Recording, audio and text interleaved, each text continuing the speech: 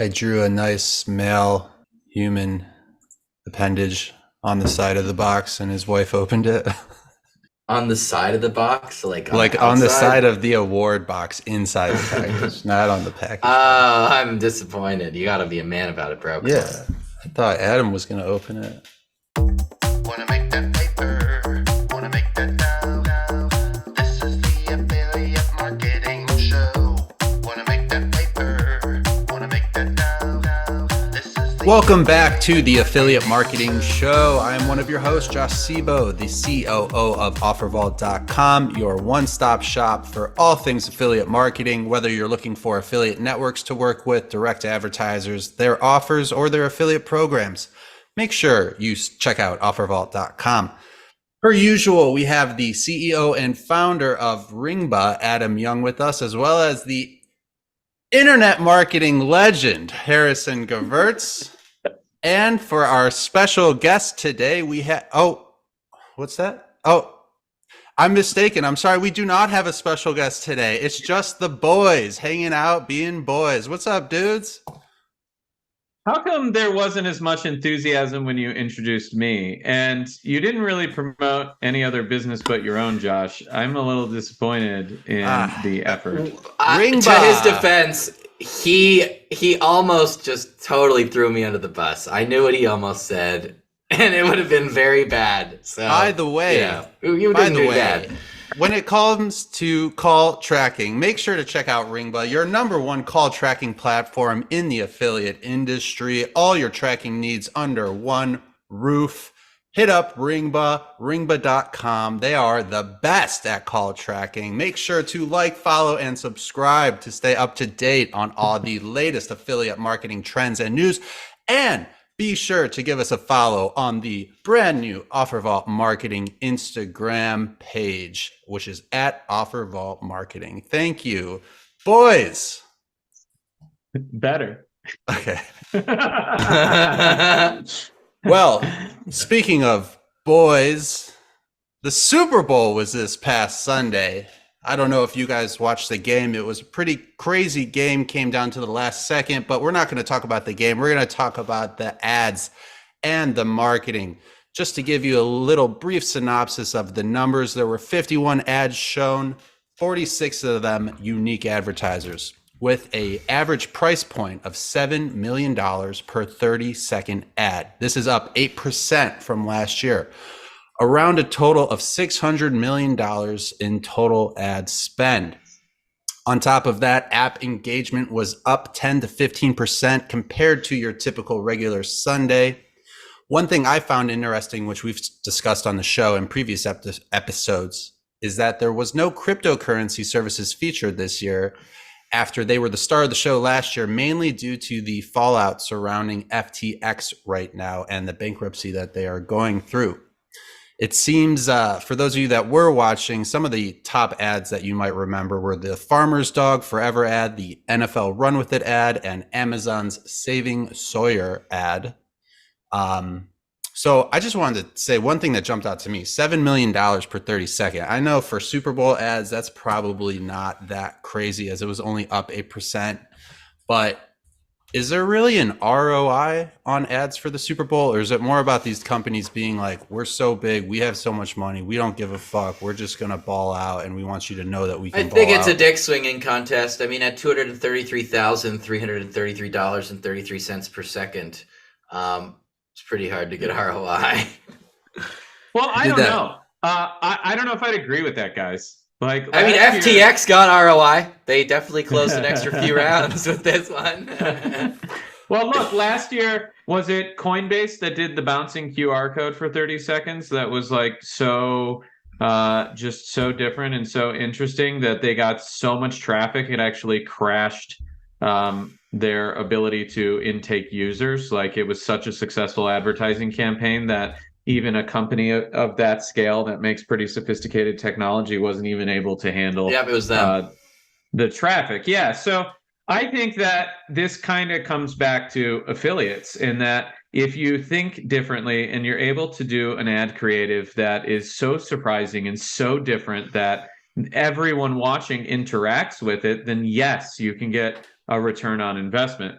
Otherwise, a lot of these companies that I see on the list, these are mostly brand advertisers, and they're not really looking. I mean, of course they want an ROI, but I don't think they're looking for like a direct, immediate ROI here. They're trying to get their position in someone's head for the next year. What I did find interesting, and I liked it a lot, was the Farmer's Dog Forever ad. So I thought it really connected emotionally with the audience. And I'm a dog lover. I have a dog. And I don't know, it made me kind of sad. And I couldn't believe that a commercial did that. And it made me think about what we feed our dog. Now, our dog is essentially a human. It eats mostly duck, believe it or not. So I don't think it's really suffering.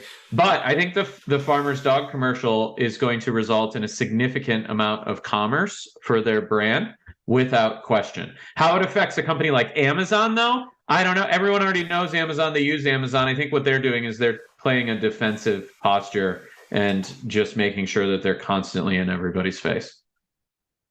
Yeah, I actually looked into getting the Farmer's Dog food for my dog. It's like a subscription-based model. It's natural ingredients with like real meat and stuff. It's a lot of work, man. It's a fortune. It's also a fortune. I mean, compared to regular dog food, it's expensive. If you're balling out like Harrison is, then it's probably just, a little flick of the wrist. Who cares? I took the trial and canceled because you have to defrost it. It's a whole prep thing. I buy wet food from PetSmart, and just it's easier. But yeah.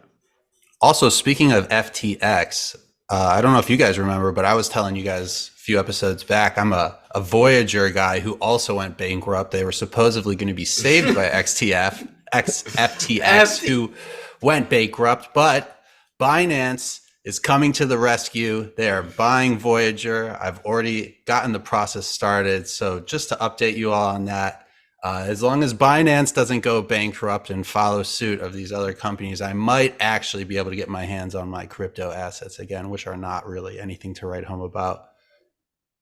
Well, congratulations. And maybe you'll be able to afford the dog food. Yeah, exactly. More on the Super Bowl. Another thing I found interesting was State Farm and their approach to their advertising. They decided to move away from the standard TV ad and decided to partner with one of TikTok's biggest stars. Directly from the article, it says, as advised for Gen Z and millennial attention, the insurance company opted against traditional big game ad in favor of TikTok and the app's most popular creator. Now, I don't know if you guys know who this creator is. I've actually seen some of his stuff on Instagram. His name is Kabi Lane. Now, he basically takes people doing videos of super complex things and says, why are you doing that? And he just shrugs at it. But essentially, State Farm decided to partner with him based on his reach. And they basically got over 165 million views in the first few days of launching it, which far surpassed the Super Bowl viewership record of 115 million views. And I think a lot of that had to do with that $7 million price tag that we discussed per 30 seconds.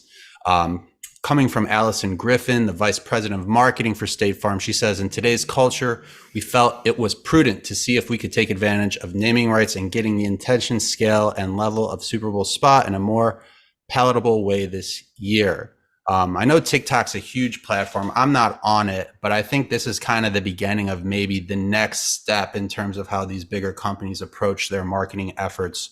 Not only does it save a ton of money on ad spend, but I think it also shows they have a much bigger reach on top of their standard advertising that they're already doing. So they were like this. They were like, you know what, guys? Let's write a bunch of low value, shitty policies. Let's not buy a Super Bowl ad. Let's go for TikTok. Because, I mean, I don't know what the average age of a TikTok user is, but it's definitely younger than the average age of Super Bowl viewership. So I'm sure they got a lot of PR, and the 24-year-old that decided to lead this project in marketing is getting a ton of kudos, but call me old-fashioned. If I had to choose between a TikTok spot and a Super Bowl spot for a multi-billion-dollar insurance company, I'd probably go insurance on the Super Bowl. It's just me, though. Yeah, but I mean, you have to give them some credit for the creative advertising age. Like, with a $7 million price tag, I do think it's interesting what they did here. They managed to capitalize on the Super Bowl without giving the Super Bowl or NFL any money. Granted, they probably spent $1 million or whatever. You got 47% of users under the age of 29, and 25% of that metric are under the age of 19. Okay, but that's the whole point. That's the whole point. Yeah, because they're indoctrinating these people for the future, right? Like, okay, sure. Like also, insurance is boring to them. You know, they don't have a way of getting in front of these younger users. I think that's the whole point of why they went the TikTok route.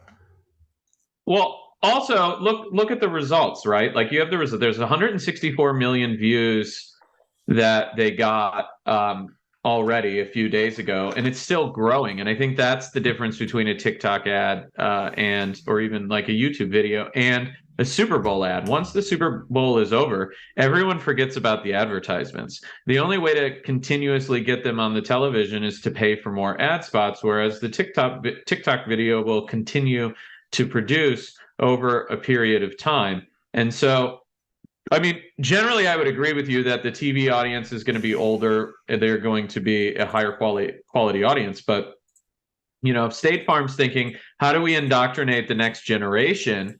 I think if you go after the Super Bowl ad, you're getting, you know, the people who already know your brand, people who are already familiar with it. And State Farm wanted to attack this from, you know, an indoctrination of the future standpoint. And clearly the results say that they got exactly what they were looking for. Though I would say that if you spend $7 million on a Super Bowl ad, you're guaranteed to get the number of impressions that you're paying for, and you're guaranteed to hit the audience that was sold to you. In fact, I think the Super Bowl ad purchase is probably the only real guarantee in TV advertising for the number of impressions you're going to get. Whereas this TikTok video, it could have flopped. It didn't, but there was a lot of risk associated with it, because if it didn't go viral, then they wouldn't have got the views and they probably would have taken a bath on it. So I think the TikTok video is very much akin to what an affiliate marketer would do, and a very clever way to get the eyeballs that they were looking for. And I think there was a little luck involved with it, but it seems like they hit it out of the park and they got lucky.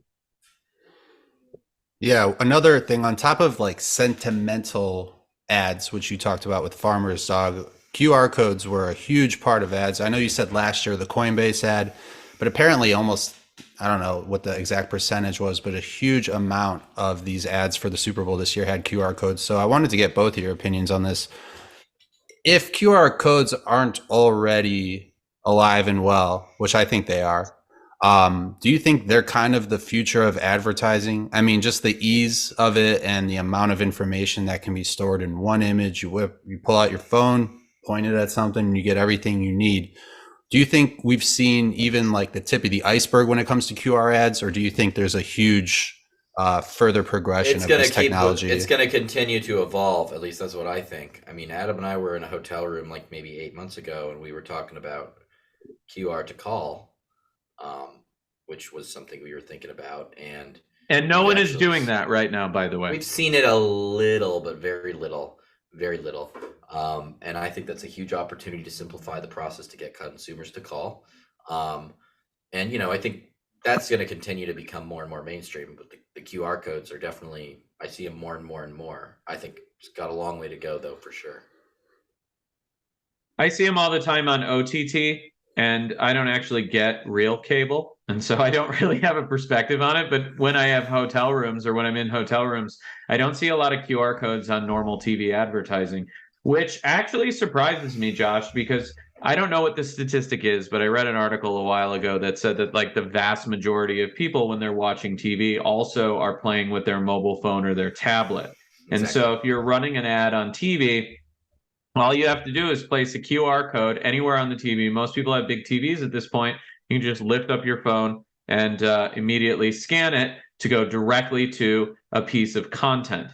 Now, that content cannot be tracked on normal TV where it really came from, but on OTT, it can. And OTT is something like Apple TV or streaming service advertising and things of that nature. And so on the OTT, I see a ton of QR codes I saw one recently for Amazon recruiting local warehouse workers, and you scanned it and it went right to the job application of the one that's like, a few miles down the road for me. And so I thought that was a really interesting local target use case of this. But as far as affiliate marketers using QR codes and OTT advertising, I don't think they've really gone down this road because it's a bit more complicated. You have to, negotiate a contract. You have to, it's not self-service. You have to then create a video and an ad creative. But on the other side of that coin, I think if I were running affiliate offers, I would absolutely be thinking about this because there's no competition whatsoever on OTT right now. And the amount of people who are buying TV ads are also diminishing. Like it's not growing, it's shrinking. And so that leaves a lot of opportunity. And I think even for pay-per-call, QR to call is an amazing opportunity. I've never seen a single pay-per-call offer do it. But that doesn't mean it shouldn't be done. It's just no one really has put the time or effort in to attempt it. Yeah, no, I think that's very well said. Let's move on to our next topic of the day. Where do we want to go, guys? Do we want to go top offers of the past week, or do we want to go to our article we were talking about? Josh, you're the host. Okay, cool. Right. I'm not trying to get fired. All right. So we're going to move. I'm going to ask ChatGPT to do that shit again. We're going to move on to our top offers of the past week. Not only regular offers, but pay-per-call offers. And basically just pick out a few of these that jump out to us that kind of stand out and maybe talk about a little bit about what they're focused on. So I'm going to pass it over to you, Adam, as the host. And well, someone's got to, Josh. All right, let's do this again. So Josh sent us all of the top offers, top networks, and there were three things here. We have top offers, top networks, and top categories for the last week on OfferVault.com. And it's millions of clicks from affiliates that are all organized into essentially what is the most popular thing this week. And we have it for affiliate offers and we have it for pay-per-call offers. And by the way, if you got paid to be the host, I would totally take your job. But since you don't, you can keep it. And what I thought was interesting about this is when I reviewed the data is a lot of these offers are actually non-US based offers that are some of the most interesting ones. And it also looks like a lot of the usual suspects are in here. For instance, there's a lot of mobile pin submits that are overseas. The number one offer on OfferVault in the last week was actually a pin submit Wi-Fi offer in Indonesia, which I found absolutely amazing. Yeah, just like what the heck? But it makes me happy because, I've always loved international markets. So I see these things and people are catching on.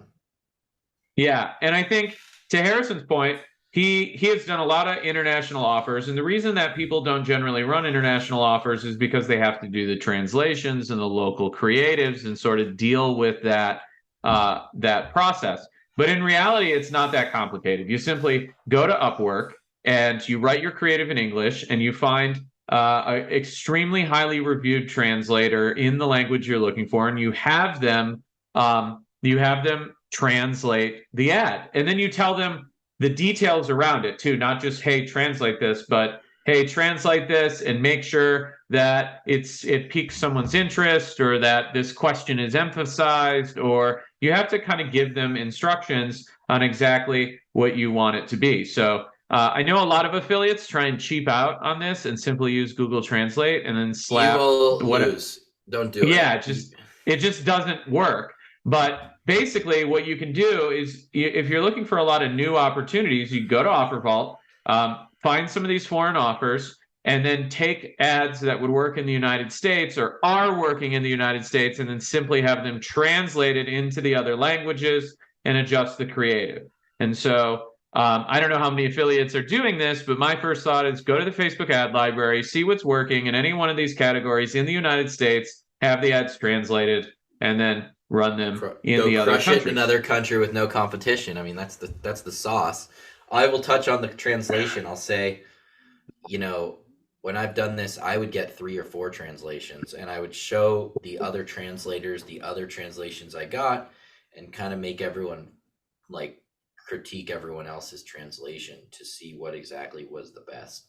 The times I used Google Translate never did so well, and I have a French-speaking mother, and I've sent her stuff. She speaks French and Spanish, and German, Italian, and I've sent her Google Translate and gotten yelled at. So don't use Google Translate. Yeah, not only that, but if you get the translation wrong, you're just going to confuse people, and it may not waste money jive with what's jive what's on the landing page. So you also want to send the landing page to the person and make sure they can view it wherever they live. If necessary, have them view it on a proxy. I think that's also something that a lot of affiliates miss when they look at these international offers, is they don't have a proxy available to see it in the local IP set, and so they don't get to see the actual landing page that consumers get. And so what you can do is get a proxy, view it in Indonesia, take a screenshot of the lander, give that to the person translating it, and like this sounds like a lot of work for an offer that probably pays out 15 cents. And the reality is, though, in a country like Indonesia, where there's no competition and everyone is on mobile, you can do tens of thousands of dollars a day on these types of offers. It's just an insane amount of traffic and an insane number of conversions, but it actually scales. And then also, what I thought was interesting here is co-reg is still super hot. The number 3 offer on OfferVault this week was an everyday winner $750 gift card CPL one field. And so, I mean, not a lot has changed. Well, actually, is it a one field? Oh, yes. Yeah, exactly. It's a one field. So, I mean, the co-reg offers clearly are still hot. And I think, I think the co-reg offers are always going to be hot because they're basically data captures, and they work on a lot of remnant style traffic like domain redirects and other types of really cheap traffic that work well. And one of the ways you can promote these types of offers is to do an audio recording that goes along with the landing page. So you can either iframe the landing page, or you can create your own landing page and put some audio above the offer, and then it can increase your conversion rate. In fact, I remember way back in the day when Harrison and I used to do these ourselves in our living room. And so like 15 years ago, we had a place and we would record voiceovers for co-reg offers and other offers in our living room. And it would just outline what the offer is. Like, hey, thanks for coming to Everyday Winner. Get your $750 gift card for free. Just enter your email address and follow the instructions, right? Something that simple. And it would actually result in a significant increase in conversion rate. And so, Josh, what do you think? What do you think of these offers that made it to the top this week?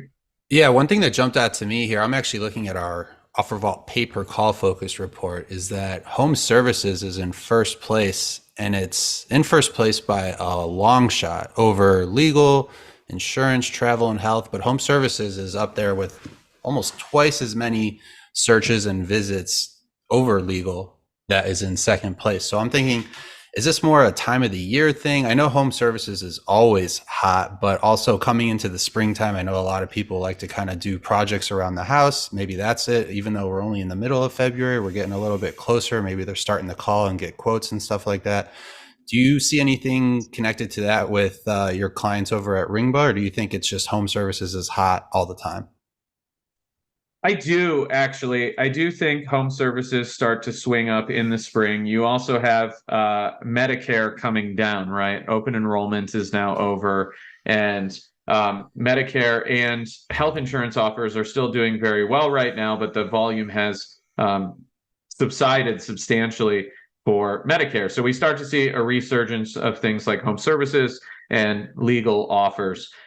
What legal is in second place though home services does have more than double the amount of searches this week. And so I do think that is very interesting. And maybe it's a leading indicator of affiliates starting to put together their campaigns going into the spring, where things like window repair, gutter cleaning, pool servicing, just all sorts of maintenance related items start to come into effect, and a lot more searches happen on Google for those. And so home services gets a lot of Google traffic because it's high intent and it's people looking for really specific things. So I can see that as a reason why. And then also with legal, legal is a really big growing category in pay-per-call. The payouts are phenomenal, and there's just an immense amount of volume available for tort campaigns. We had the Camp Lejeune, which was really big, rounding out the end of last year, and there's a whole bunch of new tort campaigns that are popping up. And so I tend to think that the legal category is going to continue to explode, and it also is huge, right? Like a $300 pay-per-call payout is pretty incredible. And so if you're a clever marketer and you're looking for a category, man, the pay-per-call legal categories are amazing because the CPAs are so they're just so big. So if you can really find the audience that is interested in those type of things, and you have to get creative to do it, there's just an immense amount of scale, and you can get really high margin calls in with those kind of payouts. Yeah, no, I agree 100%. I also see sweepstakes is crushing it, right ahead of dating. I'm sure dating ties into the Valentine's Day season that we just got through / are in right now. Although, why is sweepstakes crushing it so much? It's free shit. People are always going to love it. The opportunity to win. People, people love that kind of stuff. They see the opportunity to get a Samsung Neo or whatever, and they're going to go for it. It's, human nature. Look at this, Josh. It's your website. Like, look, the number one offer, look at your promoted offers. You got free iPhone 14 Pro. You got a $500 voucher, $1,000 to your Cash App, CPL. You got $750 gift card, $100 Tesco supermarket gift card for Europe.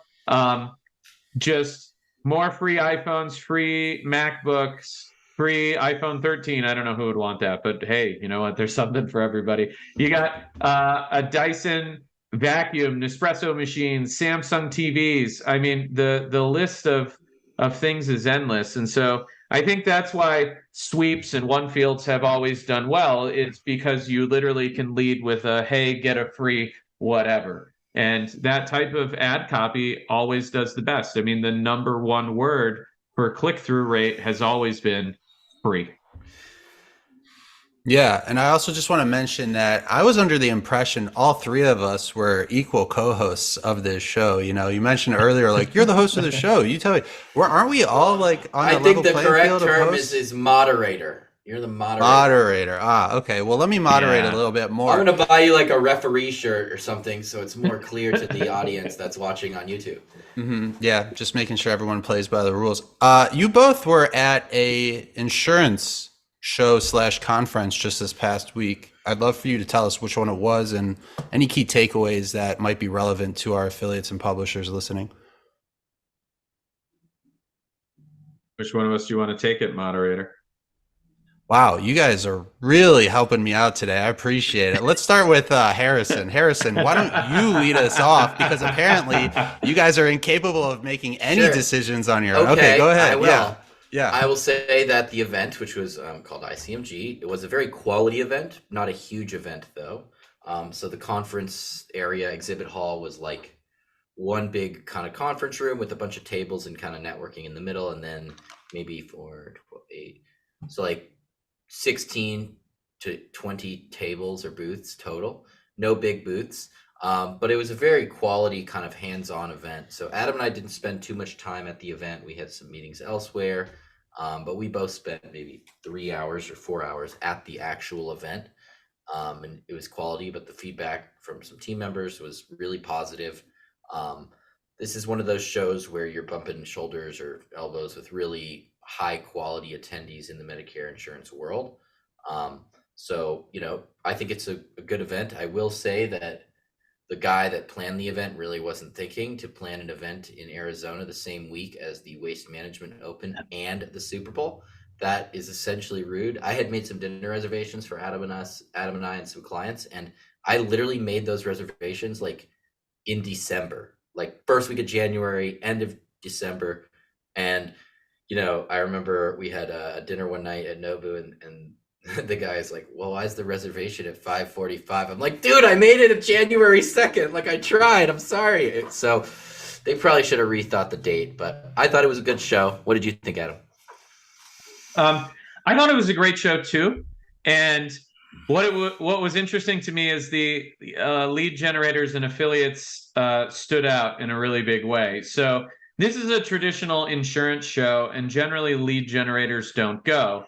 There were a few software platforms like us that exhibited, and then there were a bunch of like lead generators running around, and you could spot them because they were the only people there that weren't in suit jackets.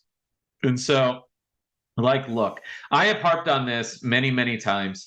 I think it's really important if you're going to go to a trade show that you research the trade show and understand who the audience of the trade show is, so that you can present yourself in a reasonable way. There were quite a few lead generators at the show that were in jeans and t-shirts and treating it like affiliate summit. And I don't think they're not going to be signing direct deals. Yeah, exactly. I don't think the insurance world is really excited about those types of meetings. Granted, I did wear jeans and a branded like business casual golfy sort of outfit, right? But that's acceptable. I understand my audience, and I think understanding your audience is really important. And so if you're going to go to an event like this or a stuffy insurance event, you need to put on a suit or dress appropriately, and then spend the time to schedule meetings in advance. You can kind of catch people in the hallways, but there were a lot of C-level and VP level folks at this event from rather large companies. And if you want to talk to these people, you really need to schedule the appointments in advance, or make the investment in getting a table or a booth. It was, I think ours was like a 10 by 10. And like Harrison said, there were only a few of them. And those are really great at a show like this because the attendees actually go to every single booth because there's only 10 or 15 of them. And so, look, a lot of people don't like to spend the money on trade shows to get the booths or the tables, but I think it's appropriate. If you want to do the cold calling, you need a booth. And if the correct way to do it is to cold call with a booth and also have people there who can schedule meetings and go track down the people that they're looking for. So I do think that affiliates and lead generators and even, one man or woman shops should go to these events. But to really get the ROI out of them, I think that putting in all the extra effort to pre-schedule and then dressing and looking the part is extremely important if you're going to start hitting the more stuffy, smaller insurance-related shows. Yeah, for a company like Ringba, do you think an insurance stuffy show like that is equally as important as a more generic show like the Affiliate Summit or the Affiliate World, or would you say they're different in terms of what you're looking for and it's really important that you hit both? For us, we have a lot of different market segments, Josh. And so we do have a ton of affiliates. We have a lot of insurance companies. We have a lot of financial companies. We have a lot of home services companies. We have a lot of networks. We kind of have everybody across the entire spectrum of the value chain. So for our organization, I think it's important to continue going to the events and having a brand presence there because it's a great way to bump into current customers. I saw a ton of current customers at this show, which I wasn't expecting to see.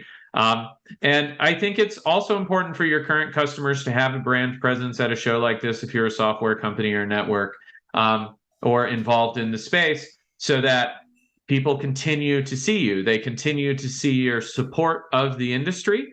And for me, at least, when I look at budgeting for these events, I want the ecosystem to know that not only can we service them and sell them something, but that we also believe in the ecosystem and we're willing to invest in the trade shows so that people can continue to go to these things and find value. And so I think people forget that trade shows exist because sponsors spend literally millions of dollars to support the trade shows. And so if it weren't for the sponsors at the trade shows, like an affiliate summit, for instance, you wouldn't There would have be no show. Yeah, there would be no show. And so I think it's really important to recognize that. And maybe I'm biased, right? I want more business, but when I go to a trade show, I'm more likely to do business with the people that are sponsoring and supporting the trade show because they believe in the industry that they're servicing. And the companies that show up to these things and don't have a booth or don't sponsor, don't show their support of the industry, to me, that's saying that they don't know if they're going to be here tomorrow because because it's a continual annual investment to exhibit and sponsor at shows. And so I do think that there's a lot of value in doing it. I also think it's important to support the ecosystems you do business in, and then actually show up to the events. Like Harrison and I try to actually go to as many events as we possibly can. And I think that's cool. I've been to hundreds, literally, of trade shows. And you know what? Sometimes I'm like, great, another trade show, right? Like I'd rather be at home or whatever. But I just think it's a commitment that we make to our customers in these ecosystems that we actually show up and do it. So I know that's a long-winded answer, but to me, this is something that's very important. And if you're going to represent your brand in an industry, I think you should do it well. And I think you should make a continual investment in the trade shows that sort of, propel the industry forward. Yeah, something else that came up in my research of topics for this week was Airbnb seeing some of their best numbers ever, having made the decision to get rid of performance marketing a few years ago. For me, initially, I'm wondering, is that really why you're seeing an uptick in your numbers, or is it more so that they fired all the bad affiliates? or is the world just kind of getting back to normal post-COVID with travel That's my picking up thoughts. again? They've cut the teams, and there's increased travel demand, so they're actually seeing a margin. That's what I see. Yeah, another part of it talks about how they shift their focus from trying to buy new customers to retaining their current ones, which I think is always a better idea. I forget what the exact saying is, but I believe it's something along the lines of retaining your current clientele is much cheaper and more valuable than trying to get new ones. That's how I always try it. Sun's up. It's much easier to defend a territory than to take new territory. A little bit of a knowledge flex from Adam there. Okay. Well, I want to go to the internet marketing. I want to go to the internet marketing legend, Harrison Gevirtz, one more time here. So you think it's, again, just COVID related? I mean, in your opinion, is there sometimes... Let me get some data. So I'm going to check LinkedIn to tell you how their team size has changed over the last 2 years. Well, yeah, I know they've done a ton of layoffs as well, as it mentioned. Well, at the same time, though, travel continues to have a resurgence. I mean, all the travel stocks, although some have gotten brutalized due to market conditions. While you're doing your research, started to have a rebound. Yeah. I was going to ask, can it be beneficial to certain companies? Can it be beneficial to certain companies to not have a performance marketing segment within their business? Well, look, I think it's interesting. Marketing. Go ahead. I was just going to say, these companies cut their referral programs a long time ago because they already have a huge brand kind of base, and so I get it. I'm biased and want the affiliate program there, but Turo is another example. They used to pay a referral, they cut it. I still refer my friends to Turo when they're looking for a rental car and think Hertz is too expensive. So I think what happens, Josh, is once a company gets to a certain scale, that paying the affiliate for the traffic isn't necessarily productive. A lot of the time they're going to get the traffic anyways. And a lot of these programs get cut when the affiliate traffic is no longer profitable because the affiliates are not attempting to bring in quality users to the advertisers, or they're running into a lot of issues like brand bidding and affiliate program rule violations. I don't think that cutting the affiliate programs is generally ever the best solution. I do think that selecting your affiliates and making sure that they're the ones that can provide value is very important. And we don't actually know if they really cut the performance marketing program. It's very possible that they simply cut the public affiliate program and are just no longer accepting random affiliates that knock at their front door, and they are running with affiliates that have really awesome travel blogs or influencers, really, that kind of stuff. yeah. And I think in Airbnb situation, they have a lot of other problems. Like, I follow a lot of real estate forums, and right now what you're seeing, and this happened, during the housing boom, which is kind of hopping at the moment. A lot of people bought these houses using really cheap money on adjustable rate loans, and then Airbnb'd them out. And part of the problem with an Airbnb, and it drives me nuts, I don't like doing them anymore, is they have wicked crazy cleaning fees, and you get there and the hosts want you to clean. Yeah. Pull the So sheets off the bed. Leave them by the washer, which is not that hard to do. Why but the there's a hell whole am I list of staying things. here? Yeah. I want to throw the towels on the floor and go to the airport. Well, look, if I'm paying a $350 cleaning fee, I'm not cleaning anything. That's the whole point. I'm not stripping any beds. I'm not doing any towels. I'm not putting my dishes in the dishwasher and like washing pots and pans. Like, I don't have time for any of that nonsense. And I think a lot of consumers who travel a lot, especially business people, they're no longer interested in messing with any of that nonsense. And I think that a lot of the hosts are raising their rates and cleaning fees and all these ancillary tasks that they want the consumers to do, because they're not making any money anymore, because the reservations have gone down and interest rates have skyrocketed.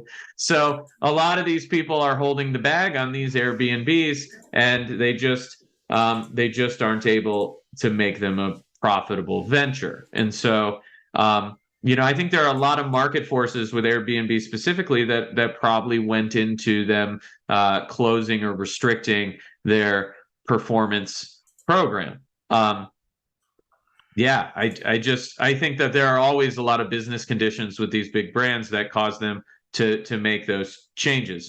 One thing that Harrison and I have seen a lot when it comes to bigger brands, or specifically venture capital backed brands, is a VC company will come in, they'll give a startup just an astronomical amount of money, and then the startup's KPI for raising their next round is the number of registrations they have, not monthly active users, not quality spending accounts, but just the number of registrations that they have. So then what they'll do is they will take that money they got in their round, other people's money, and then they will go to the performance marketing industry and say, give me 50 million users, I don't care what they look like.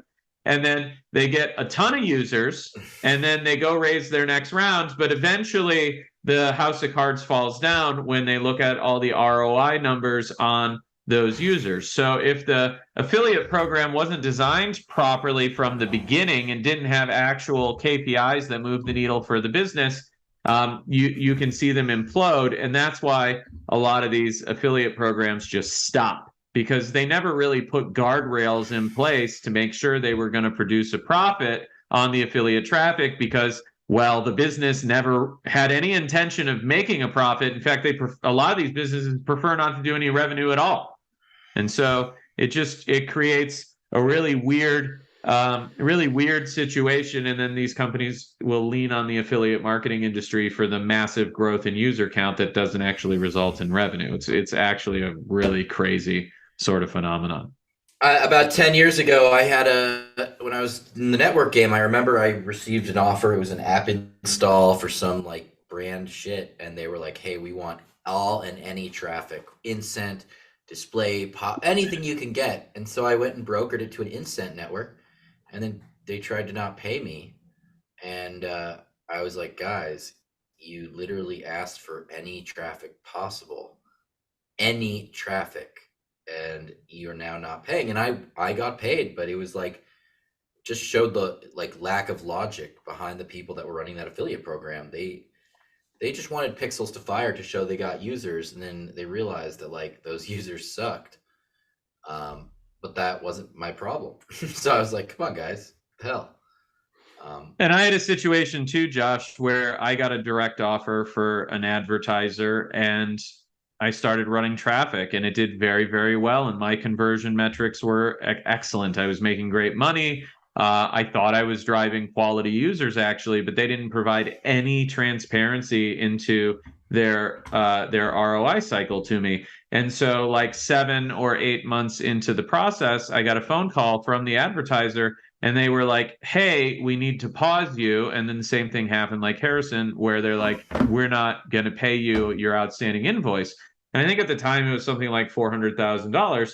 And I was like, guys, that doesn't work. We've been running a consistent campaign. You've given me positive feedback for 8 months. You need to pay the bill. And in the end, they did pay the bill. But I found out what happened. And that was they hired people to start an affiliate program. They didn't know what traffic worked for them. And their SOP, right, their process document said that they needed to wait 9 months to see if the campaign achieved any return on investment. So they had no metric except at 9 months, from whatever reason, we need to see if we made a profit or we lost money. And I reviewed those metrics with them, and their offer didn't work. It was never going to make any money, but they had VC money, and their SOP literally said, wait 9 months to see if traffic backed out. I mean, they could have figured it out in 4 days. Now, that was great for me because I got paid, I did well. But in the end, I wasn't happy with the outcome because I lost my advertiser, and it had nothing to do with me. I was literally running high quality Facebook traffic, right? Like it wasn't anything that you would expect it not to be. And they did. They went through all my ads. They looked at all the process, and they're like, oh man, you're right. It should have worked. We don't know what happened. And that's what happens when you hire people that don't understand how to monitor and look at the metrics around an affiliate program. And then that company actually shut down. Like, it's gone. And it shouldn't have even existed in the first place. But they just had a ton of other people's money, and they weren't knowledgeable in ROI metrics. And so it didn't matter what kind of traffic you were throwing at that campaign. It was never going to back out. The product just wasn't good. And it wasn't good. I know exactly what offer it was. It took me a second, but I got it now. Yeah. I mean, look, they optimized the form for me. We went through an optimization process, and they actually helped me optimize the landing page that I was driving traffic to get the conversion rate up. But what they didn't do was they didn't optimize the back end, because their process literally said, wait 9 months to see if it backs out, which is absolute insanity.